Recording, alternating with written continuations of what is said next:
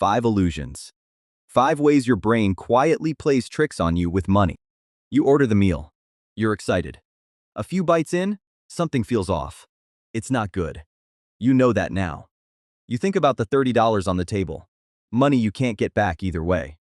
You finish it anyway. You sign up for the gym. A full year. You're motivated.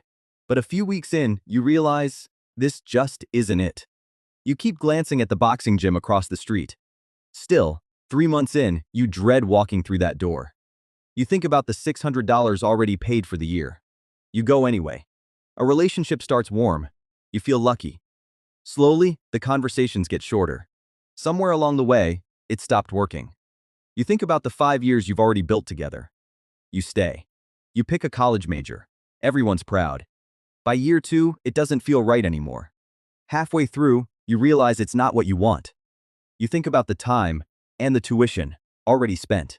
You finish anyway. This is the sunk cost fallacy. The belief that what you've already spent should decide what you do next.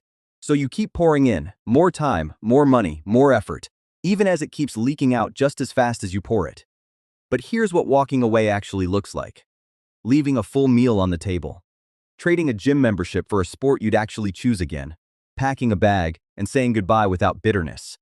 Driving off towards something new instead of finishing a degree that stopped being yours. The fix is one question. Ignoring everything you've already spent. Would you still choose this, starting today?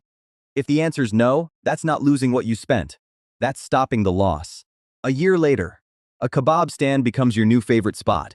A match you actually win. A love you didn't expect. A shop by the beach that finally feels like yours. None of it happens if you stay for what's already spent. Illusion number 2. You're walking down the street. You find $20 on the ground.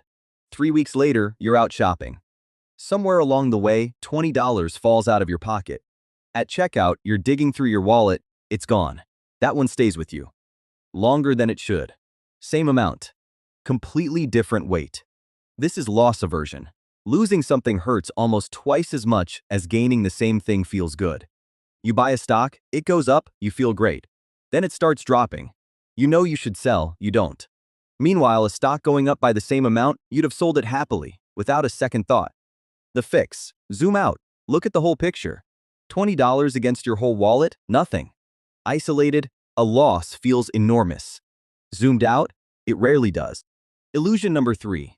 You walk into a store, a jacket catches your eye, the tag shows $500. Crossed out, now $200.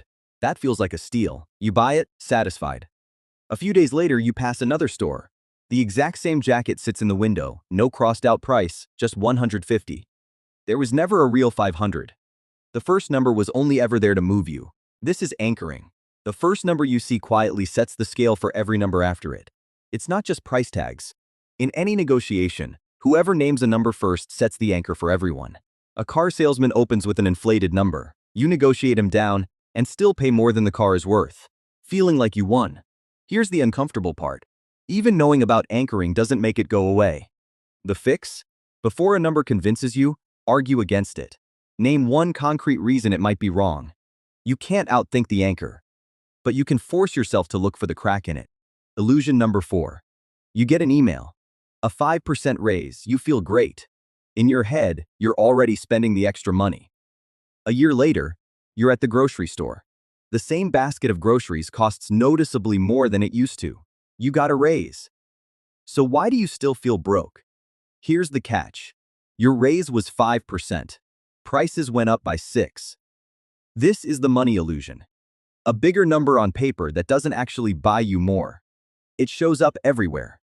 A candy bar that cost 50 cents decades ago costs $3 today. The danger isn't rising prices. It's forgetting to check whether your income is rising faster or slower than they are. The fix. Before feeling richer, adjust for inflation. Ask, is this actually more, or does it just look like more? A 5% raise against 6% inflation isn't a win. It's a quiet pay cut wearing a bigger number.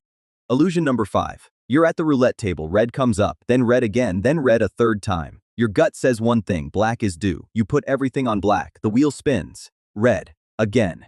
This is the gambler's fallacy. Believing a random streak changes the odds of what comes next. The wheel has no memory. Every spin is a fresh 50-50, no matter what happened before. It's not just roulette. Flip a coin 5 times heads, and most people are convinced tails is due. It isn't. The sixth flip is exactly as random as the first. Kazos know this. Some machines even display the last 10 results, just to trigger the feeling, the fix. Before you bet, ask, would I make this exact bet if it were the very first spin? No streak at all? The wheel doesn't remember your bad luck. It also doesn't owe you good luck. Neither should your strategy, and that's 5 illusions. How often do you fall for one of them, without even noticing?